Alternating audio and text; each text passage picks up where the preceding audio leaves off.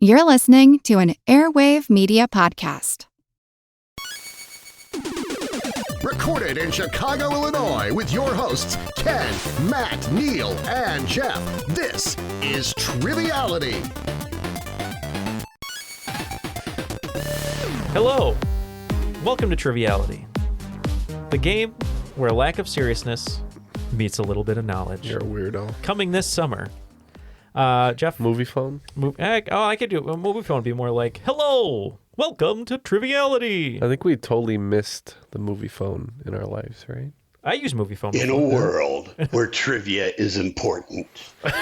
Don LaFontaine. Right It's bizarre. In a world where trivia is underwater. Trivia is by definition not important, right? Trivial, yeah. Jeff, you're here. Ken, you're here. Yes. Yes. Matt is not here, but once again, for all the folks that commented on Spotify, that we know that you loved Oh, just absolutely adored the newest member of Team Triviality. Baggy. So many comments. So much love being poured out for Baggy. Bring Baggy back, So Yeah, Triple B. It was not the Better Business Bureau. It's Bring Baggy Back. Yeah, it swept the internet by storm, the Bring Baggy Back movement. And unlike Matt, Baggy had over 1 million signatures on change.org. That's right. Unlike Matt, Baggy has not missed a question. That's right. That's true. Perfect. Kind of like Watson when Jennings faced him, But yeah, thank you for joining us here. We're so excited to be here. We have a great game because we have some old pros, some OGs, as the kids say, and we're sat for this episode. What? That's what the kids say. We're sat? We're sat. Neal understands slang that's I'm way too old for. Yeah, Jared knows what I'm talking about. He's kind of on the cusp. It just means that we're just ready to go. Like we're sat. sitting? We're sat, meaning like I'm sitting. I'm fully locked in. Are they saying that? Yeah. Like so the Odyssey, you're probably like, oh, I'm set for the Odyssey. I'm going to ask them. I'm going to ask the kids at school. Yeah, that's what it means. No cap. So we're going to introduce our special guests here today. We'll start with our player because it's going to be a fun 2-on-2 match. And we have one of our longest tenured patrons, a good friend of the show, James Campbell. How are you, James? I'm well. Thank you, guys. It's good to be back. Yeah. Always lovely to have you. Always great to have you here. You're in a brand new office in your place. But tell the folks at home a little about yourself and what's been new in your world. My name is James Campbell. I am a criminal defense lawyer primarily. I work in state and federal court. Also, every year, I was telling Jared before we came on, I host a trivia game between the Johnson County and Wyandotte County Bar Associations, which are the two big cities in Kansas City, or the two big counties around Kansas City, Kansas. And I do that for Kansas Legal Services. And that's an organization I work with a lot. In the last couple of years, we actually went back to doing a trivia evening event between the KU Law School and the Washburn Law School, which are the two law schools in Kansas, also for KLS. It had kind of shut down after the pandemic, and we've got it back going. So I'm staying busy with trivia, staying busy with work, and again, remodeling my house a little bit. Sweet. Yeah, that's awesome. And you are on a little bit of an arc today. I'll let you and Ken talk about that. Yeah, that's right. We teamed up last time he was on, last time he played. Didn't go so great. He picked wrong in picking me as a teammate. I said, don't make the same mistake twice, James. And he said, you know what? I think we're due for a redemption arc. So he did pick me, and we're teaming up. I don't know how much of that was the redemption arc. I don't know how much of that was your fault, guys. I feel like you were a little bit not our fault. It was my fault. Slain by Statham. Oh, that's right. The Jason Statham round. I just watched the new Jason Statham movie recently, Shelter, which was kind of fun. Jeff, you and I are going to partner today, and you wanted to have a love name or something, right? Well, every good match has a celebrity couple name. Right? And so, Neal and I immediately knew that we were Neff Kulvish. Neff Kulvish. Yeah, so we'll be Neff Kulvish. So it's Neff Kulvish versus the Redemption So arc stupid. with color commentary by Baggy.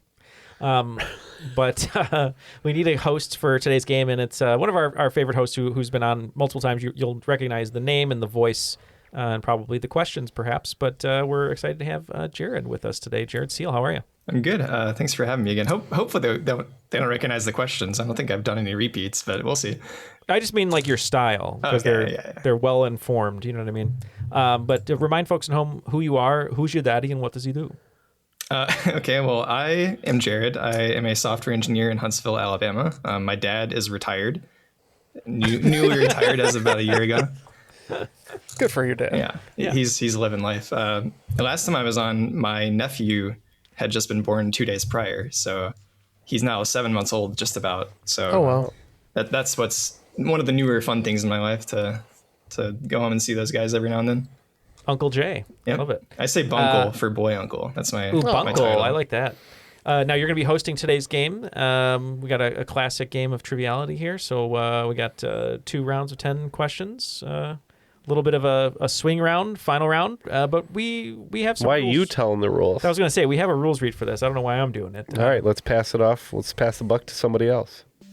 The rules of the game are simple. 20 questions split into 2 rounds worth 10 points apiece.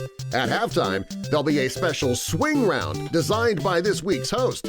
After regulation, players will enter the final round with the points that they've accumulated and will have a chance to wager 0 to 30 points on 5 categorized questions. At the end of the game, someone will be named the cream of the crop.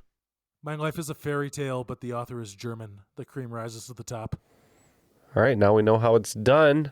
Let's jump on in and play today's game. It's Neff Colvish versus the Redemption Arc. Round 1, question 1. Daniel Kwan and Daniel Scheinert, also collectively known as Daniels, are a filmmaking duo known primarily for movies like Swiss Army Man and Everything Everywhere All at Once. But one of their early hits was a viral music video for what groundbreaking 2013 song? We can lock in over That's here. wild. I remember. They did that? Yeah. That music video slaps. I remember that they started as music video. I'm trying to remember what artist it was for. Could say that's still right. Do you remember this one, James? I don't. That's my musical tastes have shifted a little. So it used to be I was really into, and I still am, like punk rock and traditional punk and, some pop punk and other things. Yeah. And once I turned 60, apparently I developed the musical tastes of a 14-year-old girl. And so now I listen to a lot of Chappell Roan and Sabrina Carpenter and Taylor Swift and Olivia Rodrigo. So yeah, I don't know what happened. I'm not sure I like it, but hey. I can't remember. Sorry for interrupting. You're good. I can't remember which artist it was, but let's say Party Rock. What's the song? LMFAO. LMFAO. Let's say that. Party Rock Anthem. Yeah. Yeah, I remember when I saw this video, I was just kind of like, who the heck directed this thing? It's so good. And I'm pretty sure it's turned down for what? Oh, it was close, kind of. Yeah, it is Turned Down for What by DJ Snake and Lil Jon. That's right. Yeah, cool video. Very cool. Yeah, the groundbreaking part in the question clue was they were like busting through the breaking. floors of the apartment. Yeah. It's great. It's a great little hint. I like it. All right, on to question 2. In 1850, after the deaths of her sisters Emily and Anne, Charlotte Bronte publicly revealed the identities of all 3 of the Bronte sisters. Previously, they had each used male pseudonyms. Charlotte went by the name Currer, Anne went by Acton, and Emily went by Ellis. What was the last name they chose to go by? Coincidentally, this name is also found in the title of some other high school curriculum classics, such as one novel published in 1940 and another published in 1963. James, you look like you know this one cold. I do. All right, so we're locked in. Go ahead, boys. Okay. Do you know this off the top of your head? Okay. No. And this, could you just repeat? You said it was the classics it's mentioned or used in there, 1963, and the other one was 45? 1940. 40. 63 makes me think of school classics, maybe like The Outsiders. Okay. So it's, I'm trying to think of it's Dallas Winston, I think is the character's name, and then Pony Boy starts with a C, I think. I'm just blanking on this right now. So what do you think the 40 book would be? Was 1940 the year of Gatsby? Oh, yeah. No, that was 20, Oh, you're right, 30 yeah. something, 31 maybe. So because it kind of died off and then died off. It died off. I don't know why I had a sudden kind of a bit of an East Coast accent, but it's the new book talk episode. It died off. It died off. So I mean, like, and then it came back when they printed it for soldiers, right, in World War II. Is that kind of the story of Gatsby? Yeah. The book. Yeah. I'm not sure. I mean, 1940. Yeah. Unless there's like a Hemingway book or something like that, of like a famous character, or Catcher in the Rye. Carter. Was that Caulfield? Caulfield? Could be Caulfield. Maybe. I don't know. Yeah, why not? Well, Caulfield's a famous name. We'll say Caulfield. All right, James, what are you thinking? It's Bell, and I presume it's For Whom the Bell Tolled. I don't know the 60s book, but it's Acton Bell. Oh, and the Bell Jar. Oh, would the have Bell been Jar. 63. There you go. Yeah, you guys got the books. Following the trend of keeping the same initials, the Bronte sisters all used the pseudonymous last name Bell. And the books were For Whom the Bell Tolls in the Bell Jar? Mm-hmm, that's right. Man. Okay, question 3. Speaking of English pseudonyms, a man named Richard Starkey has been better known by what name for most of his life? Selected credits include Sabrina the Teenage Witch, Thomas the Tank Engine and Friends, and Monty Python's Flying Circus. Reluctant. Yeah, it's Ringo Starr. We think it's Ringo. You got it. Richard Starkey's Ringo Starr. Not too different on the last name. No. I got on a random, my algorithm gave me a random TikTok of people discussing Ringo's, how do I put this, birth endowments. And it was just, I got 4 straight videos of people like, look, the picture of him when he's shuffling cards. If you look at him sitting in the chair, just look at his jeans. I'm like, what am I watching? Anyway. Did you stop? I watched it all. The fact that you watched 4 of them, to me, means that the algorithm wasn't random. Well, here's my favorite thing about the whole thing was one of the comments was someone, I don't know the account, it could have been a spam account or something, but they were so confident. They go, "Oh yeah, everyone knows this. It's Ringo #1, and then George, and then John, and then Paul's the smallest." And they had all the inches. I'm like, how do you know this? Beatles fans, man. Beatles fans, yeah. They've had nothing new to discuss for the past 40 years. You could actually do this with the Red Hot Chili Peppers, though. That's true. Mm-hmm. We've seen it. We've seen it. All of them? We've seen all the peppers. Who has the reddest chili pepper? I assume the reddest pepper is the smallest. All right, go ahead, Jared. All right, yeah, new topic. Question 4. Popular technique used in the process of graphic design is to use the placeholder text while editing and finalizing formatting. One commonly used example of placeholder text is a corrupted and nonsensical version of the Socratic dialogue De finibus bonorum et malorum, primarily because its inability to be properly read makes it undistracting for the graphic designer. This placeholder text is referred to by what 2-word Latin-ish name? I feel like this is the placeholder text that Apple loves to throw in everything.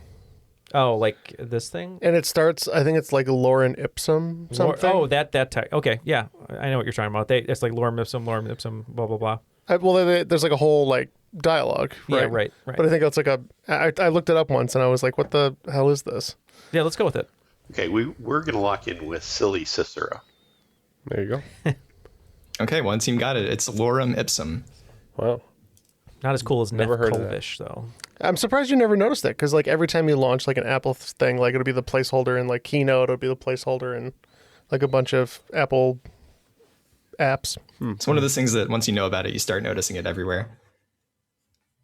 Question 5. Speaking of Monty Python and Latin, there's a famous scene from Monty Python's Life of Brian, where Brian is tasked with graffitiing the phrase Romani ite domum, which he only translates from English correctly after a lengthy Latin grammar lesson from a Roman soldier. What was the English phrase he was trying to translate, initially written incorrectly as Romanes eunt domus, which, according to the guard, translated literally to people called Romanes, they go the house? I thought maybe James knew this one. You were smiling. I thought maybe you guys had this He does one know locked. it. I think I know it. You think, okay. We'll let you soft lock in. If you're, because I mean, I don't know if we're going to get close. Domus meaning like home, like domicile, Romanus, Rome. There's no place like home, maybe. Oh yeah, I like that. All right, these guys are locked in. James, was it like Romans go home? Yes. Like a demand? Yeah. Romans go home. Yeah, so initially he wrote, people called Romanes they go the house, which is kind of close, but not quite. Yeah, he's trying to translate Romans go home into Latin. Well, after 5, both teams on their own sort of arc tied at 30. So it's anyone's game. Okay, second half of the first round. Question 6. Nowadays, most commercial radio call signs begin with either the letter W or K. The means of determining which of these a radio station will use is almost universally due to a single factor. What almost always decides whether a radio station will begin with a W or a K? James knows, so we're locked in. I'm trying to remember. W might be AM and K is FM. No, it doesn't matter because this WKQX is FM. So it's geographically related. Oh, that makes sense. Yeah, because we're... All the W's are Eastern United States, and all the K's are Western United States. Yeah, that's right, because LA is KISS FM, or KTLA. Yeah, and then we have WTTW, WGN. Part of the reason that I know this is someone tried to do to figure out where the Simpsons Springfield was, and the first factor they used, because it like divides up like half the states, is Springfield's radio station starts with a K. Mm-hmm. James, is that what you said as well? Yeah, it's the Mississippi River. Yeah, you both got it. Stations east of the Mississippi River begin with W, and west begins with K. Who decided that? Some person? I think it was John, Probably. Mississippi, in 1902. I'm going to remember that now, and I'm going to get an answer wrong one day. Like Jared. my long con if I'm ever Jared against told me Neal it in was trivia. John, Mississippi. All right, question 7. Speaking of rivers, the Nile River has 2 major tributaries. One river beginning at Lake Tama in Ethiopia, and the other, to put it simply, beginning at Lake Victoria. These 2 rivers meet at Khartoum in Sudan, then flow north into the Mediterranean Sea through the Nile proper. What are the colorful names of these 2 rivers that make up the Nile River? Oh, James is locked in. Yeah, he's locked in for this whole game so far.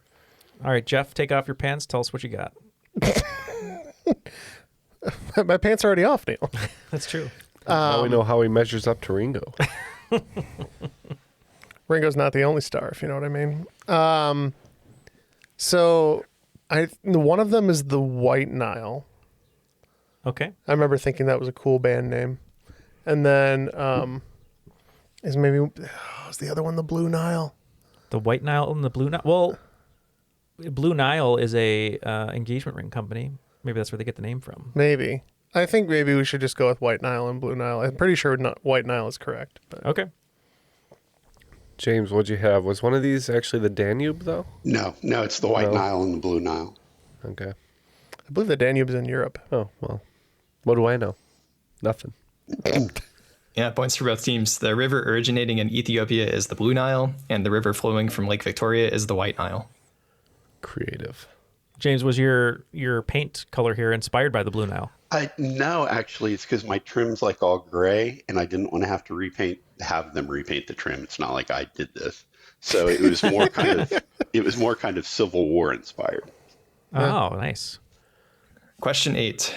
Surprisingly, there has only ever been one team in MLB history to be down 3-0 in a playoff series and come back to win. This team went on to win that season's World Series, the first time they had done so in a very, very long time. Who was that team? And for 2 bonus points, which team did they mount a successful comeback against? Looks like James has seen this series, so we're locked in. I'm guessing this is my grandpa's favorite team and my childhood favorite team together in 2016.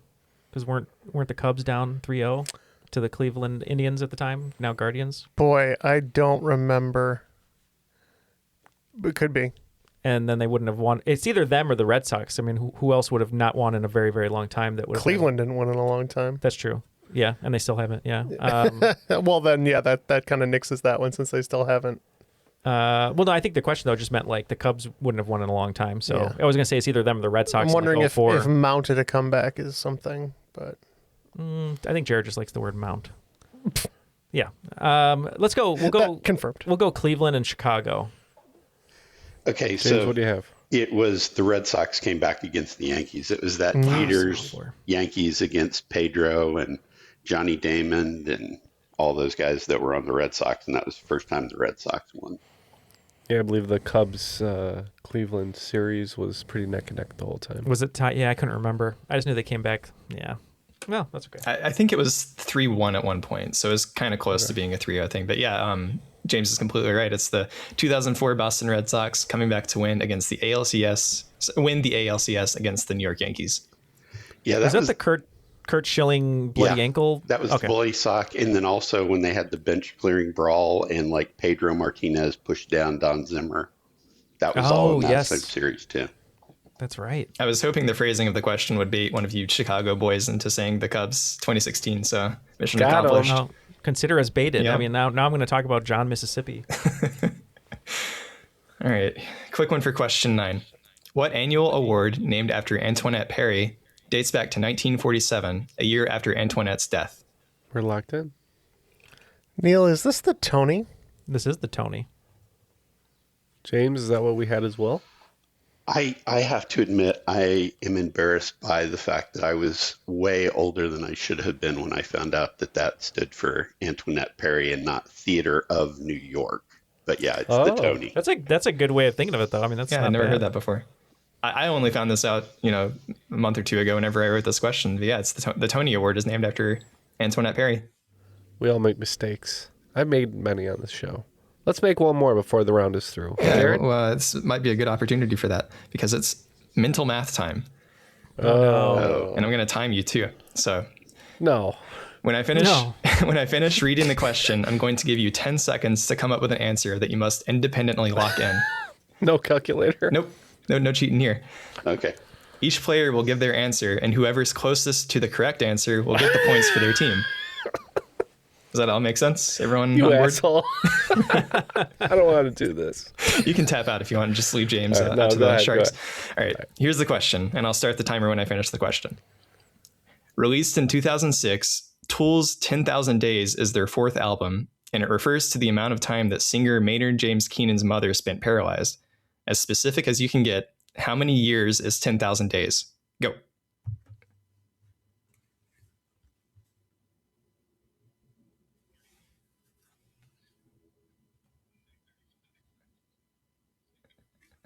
That's time. All right, I need some answers. 34 from James, 35 from me, 36 from Jeff, and 700 from Neal. All right, well, one of those is the closest, and it's James, I believe, at 34. So what it actually equates to is about 27.4 years. After the first round, Neff Kolvish not showing up in a great way, really, but we have 60 points. 60 out of 100. It's fine. It's 60 fine, out of 100. And then the redemption arc, though, clearly on this Neff. arc, 82 out of 100. Before we continue, we have 2 patrons here in the studio with us today, which we very much appreciate in Jared and James. If you'd like to join them, you can go to patreon.com/Triviality Podcast, get all of our newest episodes ad-free, and get weekly bonus episodes written by us, including the crop drop at the end of each month. But if you just like to support the show and just want to help us out, feel free to donate if you can. If you can't, give us a like or a review on Spotify or Apple Podcasts. We'd very much appreciate it. But if you'd like to join Patreon, just go to patreon.com/Triviality Podcast. All right. What do we have for the swing round today? Okay, for the swing round, I'm going to give you 10 balls used in sports, and I want you to rank them from lightest to heaviest using average weights of standard regulation balls. Okay. And we're getting points based on correct ranking? Yes. So okay. If you have 1 and 2 switch, then that's 0 points. But if you have 3 in the right place, that's points. Okay. Yeah. Okay. All right. Here you go. Number 1, basketball. Number 2, men's shot put. Number 3, volleyball. Number 4, American football. Number 5, billiard ball. Number 6, baseball. Number 7, croquet ball. Number 8, golf ball. Number 9, table tennis ball. And number 10, women's shot put. All right, let's rank these balls. That sounded weird, but we'll be right back. Hey everyone, Neal here. Summer always changes how I get dressed. I'm a t-shirt guy. I'd rather wear a really good tee and throw on a long-sleeve shirt, jacket, or hoodie than mess with a stiff dress shirt. I want pieces that feel lighter and more breathable, that are easy but still look put together. That's why I keep coming back to Quince. They focus on high-quality essentials that feel and look amazing. Breathable linen, soft organic cotton, all the well-made basics without the luxury markup, so everything feels elevated but still effortless. For me, it's their tees that changed how I dress in summer. They're light, breathable, and actually fit the way I want them to. I can wear a Quince tee when I'm walking a couple miles from the train to work, even if it's sunny, and the same tee works when I'm doing everyday stuff or layering up to go out.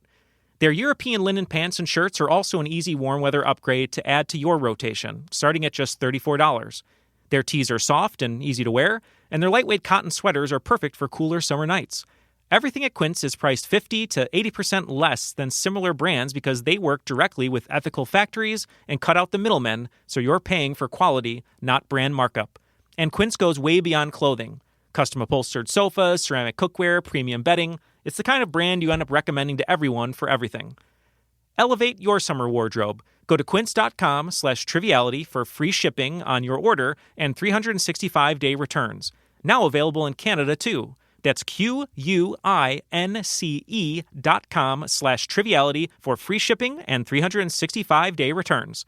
Quince.com/triviality.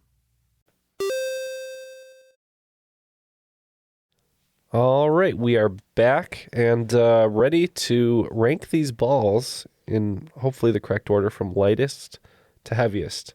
So let's get the full list scrambled one more time from Jared, and then we'll read our lists, and then we'll see how many points we got based on the correct. Okay, once again, the list I gave was basketball, men's shot put, volleyball, American football, billiard ball, baseball, croquet ball, golf ball, table tennis ball, and women's shot put. Jared, before we start, if there's only one ball out of this list that you could grasp forever and you could only grasp one ball, what ball would it be? Let's see. I have a baseball and a golf ball. So I like both of these a lot, but probably the baseball. Just like, the stitching is nice to hold. Yeah. Just curious. You know what ball I really like to hold? A racquetball. Oh, yeah. A handball. Or you can kind of squeeze it. A lacrosse ball. Oh, those are hard, yeah. No, they're not hard. They're like hard bouncy rubber. The lacrosse balls bounce? Yeah. Oh, I didn't know that. Oh, I'm thinking of cricket. Oh. All right. So our order was the lightest to heaviest was table tennis, golf, volleyball, baseball, croquet, billiard, football, basketball, shot put women's, and shot put men's. Okay, so there's going to be some separation here. We'll see how much of a difference it makes. We said a table tennis ball was the lightest, followed by a golf ball, baseball, billiards, croquet. Not sure about those. Then volleyball, American football, basketball, women's shot put, men's shot put. Okay, well, the correct order, and most of these were right between you guys. Number 1 was table tennis ball, of course, at 0.1 ounces. Number 2 is golf ball at 1.6 ounces.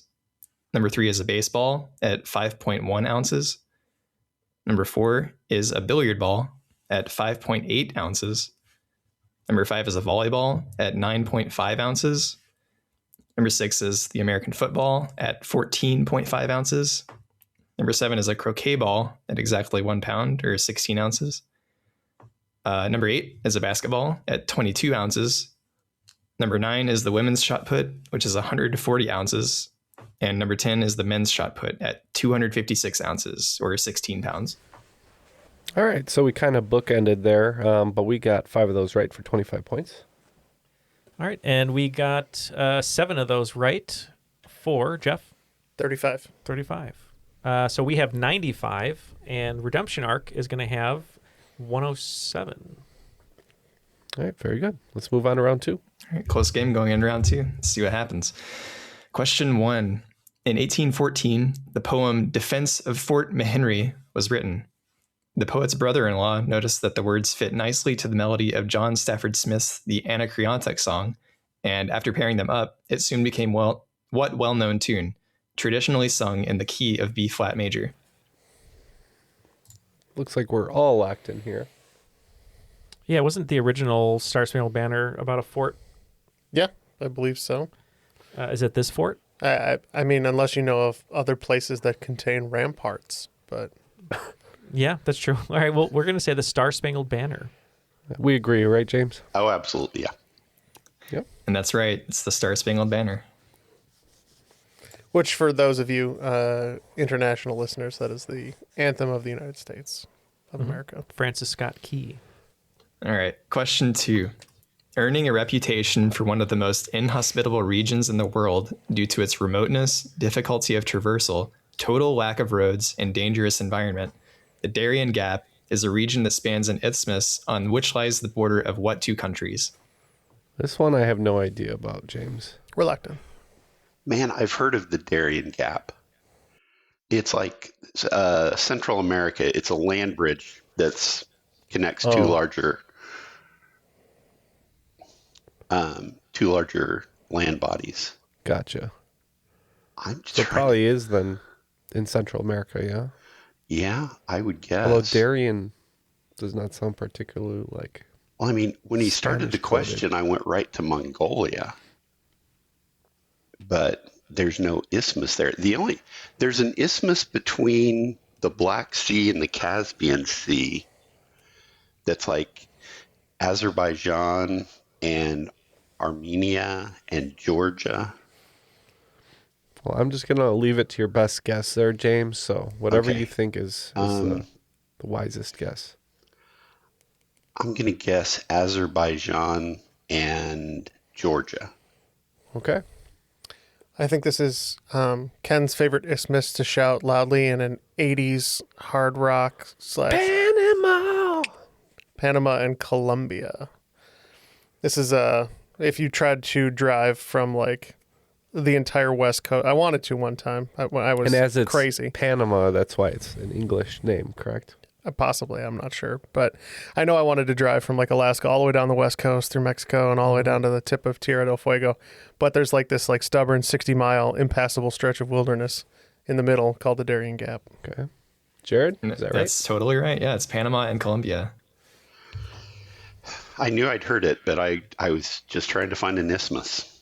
If anyone watched Pluribus, the new Vince Gilligan show that just came out, that's featured in part of it. Okay. The Darien Gap is featured. I didn't realize that that was a Vince Gilligan show. I'm going to have to check that out. Oh, it's so good. The Darien Gap, is that your second or third favorite type of gap, Neal? Probably my third. Okay. Yes. I like the second, like Minding the Gap is probably number 2. And the clothing retailer. Yeah, the clothing retailer could be one or four, depending on what the season is. We got Cumberland. The Cumberland Gap. It's a good one. The David Letterman teeth. Yeah, I mean, that's a classic. I have a gap in my teeth, so I'll say my gap. I don't want to think about your gap. Let's move on. Okay. Question 3. As defined by traditional North American softwood dimensional lumber sizes, in inches, what are the dimensions of a standard 2x4 piece of lumber? Nah, I got it. Locked in. Okay. Ringo. It is George, John, and Paul. Oh, no, sorry. Different inches. It's 1 3/4 by 3 3/4. I think that's right. Because I measured it once and I was like, wait, what? Yeah. I think you're very close. Yeah. I think it's an inch and a half. I'm sorry, 1 3/4 by 3.5 inches. Well, you're both really, really close. It's 1.5 by 3.5 inches. Oh. Well, that's one more step and you both would have gotten there. In the house that my ex-wife now lives in, it was built in the 1840s, and So it has real dimensional lumber? Yeah, the first time I went to do something, it was like I went to repair a wall, and it was like nothing fit because it was all 2 inches by 4 inches. Yeah. Is it a shrinkflation? Is that why? Kind of, yeah. Well, they went to, it was 2x4 rough cut, and then when you planed it, then that would be what took it down. So, okay. All right. Shrinkflation. George in the pool. That's right. Ringo in the pool doesn't have that problem. No. What's the episode title that's going to come from all this? I'm just thinking we just did who's hotter, Guy or Joe, and now it's like who's longer, Ringo or John. I think Ringo in the pool is going to be the episode. Or Ringo in the pool. Ringo's drumsticks. Yeah. All right. Because I'm just imagining Jeff photoshopping a shirtless guy in a pool with Ringo's head. Yeah. Question 4. An iconic pop art image by artist Robert Indiana has been reproduced countless times in various forms of media, including models, sculptures, and greeting cards. It's a 4-letter word stacked 2 letters on 2 letters, with the top right letter slanted at a 45-degree angle. What is this word, which also provides the name of the art? Yep, we are locked in. I think the word is not rage, but love, right? It is. I had it at Indiana, and he kept going, and I was afraid that was going to give it away. So, yeah, it's love. It's the love statue. Yeah, we agree. I was just looking up a photo for reference of my wife and I standing in front of it. Yep, it's the love statue, or whatever it started at. I think it was a greeting card first, and then it became... I think it was a stamp. It was like a U.S. stamp when I was a kid. Being a stamp at some point, yeah. It was back in the old days when we had to lick the stamps. Jared, what's your opinion of the Love Guru? I remember when that came out, but I was too young to see it. And I remember hearing my friend, like older friends, talk about it, and I was like, man, that movie sounds so funny. And I never saw it, but I can only imagine it's the least funny movie that's ever been made. Is that true? You know, honestly, Jared, just live in the world in which it's the funniest movie that's ever been made and never see it. Jared, the Love Guru is your version of my Dude, Where's My Car? When I was a little kid, I wanted to see that so bad. My parents wouldn't let me. And then I finally did, and it was not good. Speaking of cars and 2 pairs of letters, here's question 5. In Chevrolet's logo, that is to say the word Chevrolet, 2 pairs of letters are connected at their tops. Which 2 pairs are they? All right. Well, do we think it's all caps, or do we think it's not? I think it's all caps. And so I think it's EV in the first part and ET in the back part. Okay. Yeah, we definitely think E.T., just because how we wrote it. And then, is that what we had, Jeff? E.T., and then what, VR? I think EV. EV. I know they highlight EV on all their electric models now, and I feel like I could see those connected in my head. But... All right, so we'll say EV, E.T. Yeah, shout out to all the listeners on their commutes right now. You can look around and verify this, probably. It's the EV and the ET that are connected. All right, Neff Kolvish picking up 40 more points, bringing our total to 135. And the Redemption Arc picking up 30 points, bringing their total to 137. Just hanging in there. What do you think of that, Baggy? Quiet today. Yeah, he's just feeling shy. Feeling shy. All right, starting out the second half of round 2. Bear with me, this one's going to get a little technical, but we'll get there. A domain hack is an increasingly common way to create website URLs. It's when the domain, the .com, for example, is cleverly repurposed to make the website name more shorter, more memorable, or more readable, such as enter.net, spelling out internet. This is often combined with country codes, such as NPR using Puerto Rico's .pr to create in.pr, which redirects to their main site of npr.org. One very notable website uses .be for its domain shortening, and it is by far the most popular .be website, coming in at 15th in global internet traffic, nearly 500 spots ahead of the next most popular .be website. For 5 points each, what is this website most commonly known as, and what country uses the .be domain? Well. If it isn't our old friend, this exact question. First of all, I was a little off. Are we talking beta epsilon? James, yes. Don't worry about it. Oh, okay. We recorded 3 episodes today. I think it was on the first of the 3, First episode, right? Yep. So 2 weeks ago, you would have heard this exact question pretty much. Yes. It's so strange. Yeah. Because when and there's no possible way Jared could know this, but you started saying something about domain hacks, and I immediately wrote down youtu.be. Right. And for some reason, I couldn't figure out why. But so YouTube and Belgium. That's what we said. Last week's episode, our guest Summer talked about studying for her master's in Belgium. Crazy. So it's all connected. What a crazy day we're having. That is Such a specific question too. I can't believe someone else repeated it. But yeah, you guys, I mean, good on remembering from 2 hours ago or whenever that was. That's as long as I'm going to remember it. In fact, I even had to think about what the country was for a second. Yeah, like what was it? .be is used to shorten YouTube links, and it's Belgium's country code. All right, here's something I would be even more surprised if you've heard before. Question 7. It's a mini swing round time. I'm going to give you a list of 5 movie titles, and you have to tell me which ones should have a "the" in front of them. Points only if you get them all correct. So we got number 1, Brave Little Toaster, 1987. Number 2, Lego Movie, 2014. Number 3, Lord of the Rings, 2001. Number 4, Cabin in the Woods, 2011. And number 5, Girl with the Dragon Tattoo, 2011. That is harder than I would have expected. All right, these guys are locked in. I think the ones with the "thes" are Brave Little Toaster, Lord of the Rings, and Girl with the Dragon Tattoo. I trust you far more than I trust me. I think it was just Lego Movie and Cabin in the Woods. Okay. I went by instinct. I am perfectly fine going with that one. Okay. What do you guys have? Yeah, these are hard because your brain plays tricks on you. We said it was the Brave Little Toaster, the Lego Movie, and then the Girl with the Dragon Tattoo. Okay, well, it's kind of a trick question because they should all have a "the" in the front. It's the Brave Little Toaster, the Lego Movie, the Lord of the Rings, the Cabin in the Woods, and the Girl with the Dragon Tattoo. I had a feeling that he was doing that, and I was like, he wouldn't do that. Gotcha. So we each got Fisher. 6 points? We get points per correct answer, I guess?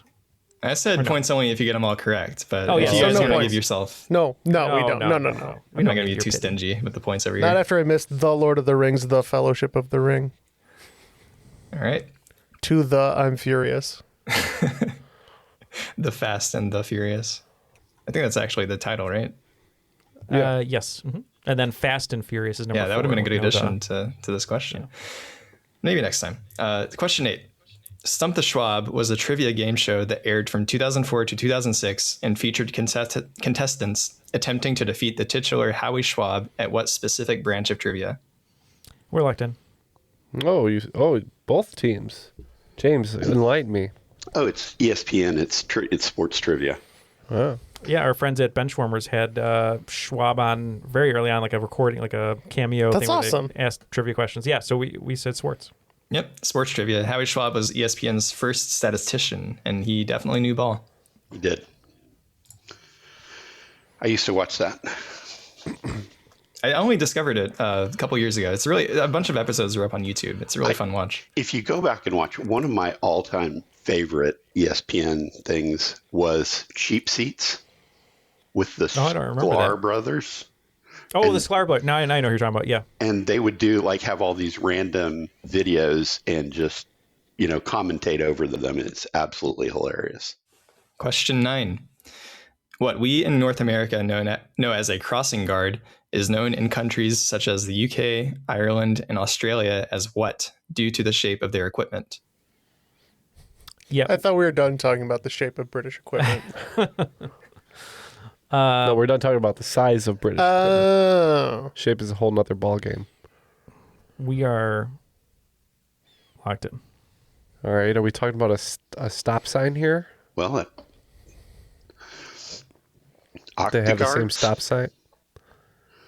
Yeah, stop signs are pretty universal. God. I hate British. I know. I was going to say you hate Britishisms. this stuff. Yeah. An octagon person. Octaguard. Octaguard. Oh, the Octaguard's out today. They usually what do we have? they usually go one step further. I know Ken's favorite book is Lolita, and what's and the film adaptation For the deeper meaning. for the deeper meaning. And I know James loves the Stanley Kubrick adaptation, and on the poster, something is getting licked. Oh, Lollipop. So we're gonna say lollipops. Close enough, yeah. The lollipop man or lollipop woman. One of That's the- insane. One I of the hate many ways that that. I the hate UK that is so much. beating us in whimsy. Okay, so I agree that it's really dumb, Which is your fundamental claim, right? That's stupid. I just hate it so much. Do you hate it? Like, because it's dumb? It's too whimsical. So so the problem you have is it's whimsy. like childish. Anyways, well, they're usually helping children cross. So, like, have you seen? I love it in equal amounts that you hate it because you hate it so much. Have you watched the Taskmaster with Jason Mantzoukas? Not yet. I'm only on season 1. Okay, because one of the tasks, it is a crossing guard task, and they're going, grab the lolly. And he's like, what are you talking about? And he's like screaming. And he's like, I can't wait to watch that season. I mean, I got to watch 20 more seasons first. Yeah. But Britishisms are definitely my pet peeve. Yeah. Oh, yeah. Okay, question 10. Wolf, snow, worm, pink, flower, strawberry, buck, sturgeon, corn, hunter, beaver, and cold. Who told you my safe words? Your safe words are the names of what, according to the 2026 Old Farmer's Almanac? So I don't know if you know this, but Jared just took a test to prove his mental acuity. And I passed it 3 times. Old Farmer's Almanac. No one's passed it as well as I have. Franklin book that you were asking about. Yes. I got an idea. We're going to lock in. Let you talk, James. No, I got it. Oh, wait. It's actually this. We'll lock in, though, James, and you can talk because we want to hear you talk with us. What are you thinking? There's 12 of them, so I'm thinking going to the Old Farmer's Almanac's full moons. Okay. So you have a wolf moon, snow moon, worm moon, pink moon, flower moon, strawberry moon. If you say so. Or it's kind of like the brown moon and Lena Dunham's father. So, yeah, I think full moons. Jeff? Yeah, we agree. We said the full moons. I've definitely seen a wolf, a snow, and a strawberry moon in my day. So, yeah, counting the number of them is a great way to get to that. It's the names of the full moons. Do they need names? No, but they do need something to write about. So yes. Have you never heard the wolf cry to the blue corn moon, Ken? Go ahead. Final scores of the regulation part of the game here are Redemption Arc picking up 30 points, bringing their total to 167, and Neff Kolvish taking a slight lead for the first time, picking up 40 points, bringing our total to 175. Before we go on to the remainder of the game, I do want to talk about something kind of serious because Baggy pulled me aside off mic and said that he would cry if you don't go to our Patreon page, support us for $5 a month. That's what he told me. He's feeling shy today. Yeah. But that's what he told me. He said, I'm going to cry unless we get some new Patreon supporters. So if you want to help Baggy and help us, please go to patreon.com/Triviality Podcast. You can get all of our episodes ad-free. You don't have to hear about Baggy's complaints anymore because you won't hear these Patreon begging spells, as well as all the bonus episodes. You'll get access to like 100 hours of more Triviality. So please join us over at patreon.com/Triviality Podcast and help Baggy today. All right. What are our categories for the final? Your final round categories are history, space, rock music, pop culture, and medicine.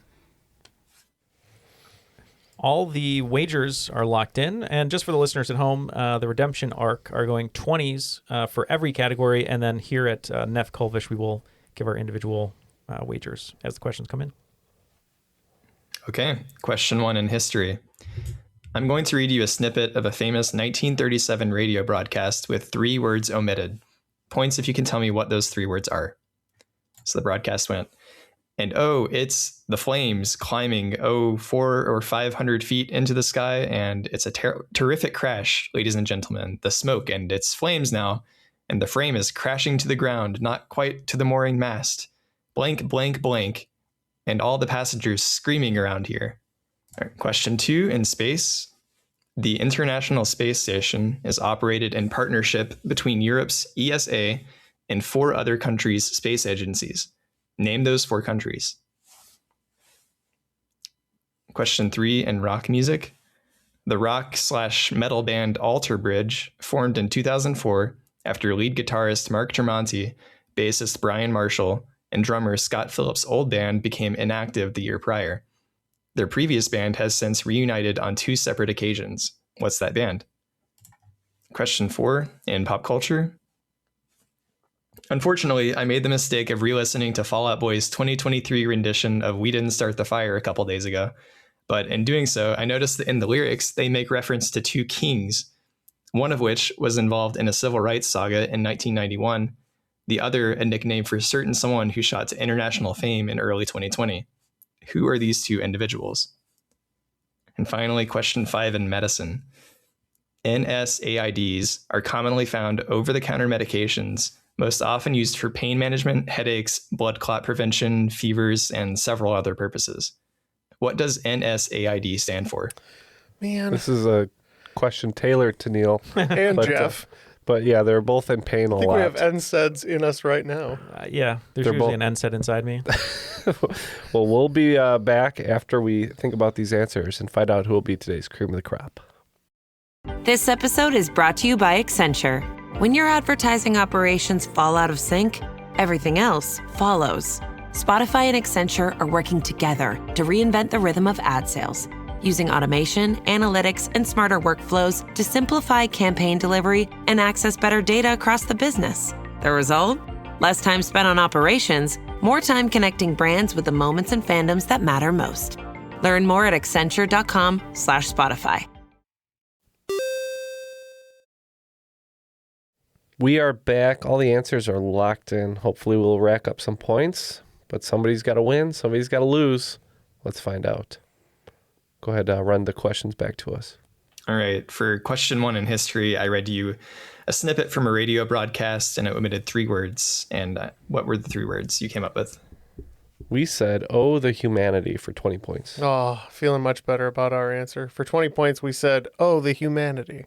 It is "Oh, the Humanity." That was the broadcast from the Hindenburg crash. Okay, question 2 in space. I asked you to name the 4 countries, other than the Europe's ESA, that were involved in the ISS. We wagered 20 points. James, you want to take this one? We had the United States, Russia, China, and Canada. Okay. For 30 points, we had the U.S.'s NASA, Japan's JAXA, the Canadian Space Program, and the Russian one, which I think is like Roscosmos or something. I don't know. But. Yeah, Jeff basically got it all correct. It's the USA's NASA, Russia's Roscosmos, Japan's JAXA, and Canada's CSA. For question 3 in rock music, I asked you what Alter Bridge's guitarist, bassist, and drummer's former band was. Well, we weren't too sure. We bet 20 points on this one, and we thought maybe STP. Yeah, we wagered 20. Neil's got a great lead in on this one. Yeah, the only reason I know this is because my friend Phil is very into rock music, and one day he's playing me it and kind of rocking to the beat and everything, and I was like, oh, this is pretty good. And he's like, you won't believe who this band is. And I was like, what are you talking about? And he's like, this is Creed without Scott Stapp. And I was like, oh, okay. And so we said Creed. Yep, Creed without Scott Stapp is one of my favorite bands. Creed with Scott Stapp is just okay. All right, question 4 in pop culture. I asked you to name the 2 kings that Fall Out Boy mentions in their rendition of We Didn't Start the Fire. Again, for 20 points, we said Rodney King and Tiger King. I kind of feel gross saying those 2 back to back, but we agree. For 30 points, we said Rodney King and Tiger King. Well, it sounds like Jared felt gross listening to the song, too. So. It's just not very good. I don't know. It's not. I don't like the original song either, so maybe it doesn't really. But yeah, Rodney King and Tiger King, 2 individuals that couldn't be more different, but they're in the same song. Or importance. Different in importance. Their cover of Beat It was fun, but maybe they shouldn't have remade another 80s song. Cover and a reimagining are totally different, though. Yeah. And question 5 in medicine, I asked you to name what the initials in NSAID NSAID stands for. Well, we pretty much had to guess, and we said non-soluble active ingredient drug. Neil and I wagered 15 on this, and I don't know why, because between the 2 of us, we have like a whole pharmacy in our bathrooms. But we said that this is a non-steroidal anti-inflammatory drug. Exactly that, yep. The scores are in. It looks like the redemption arc is going to end with 147, but Neff Kolvish, we're going to make that name legal, is going to end the game with 290. Too strong. Making them today's cream of the crop. The cream rises to the top. Oh, yeah. I can never win a final round. What can I say, James? Our redemption arc is still yet to be completed. No, but maybe one day it shall be. Man, we had him on the ropes for a while, but we did. Just something about the final round. I just can't. Yeah. I just choke. Well, we just didn't know. We just didn't know. But it was great being your teammates. It's a pleasure to have you on the show as always. Any final shout outs from you? As per normal, I want to shout out in specifically Kansas Legal Services. These are attorneys that work at below market rate to help the most at-need people in the world or in our country. They do a lot of work with people who are victims of domestic violence, the elderly. They do a lot of landlord-tenant stuff. And across the country, there are legal service agencies in every state. Legal Service Corporation, which is in Washington, that kind of oversees all of them. If you ever have an opportunity, please, please, please reach out, support, thank those people, because they are doing work that is incredibly difficult, incredibly challenging, and again, helping the people most at need in our country. And that's a lot of people right now. Fabulous. Thank you for spreading the word. And Jared, lovely having you back. It was a great game. A lot of fun. Any final shout outs from you?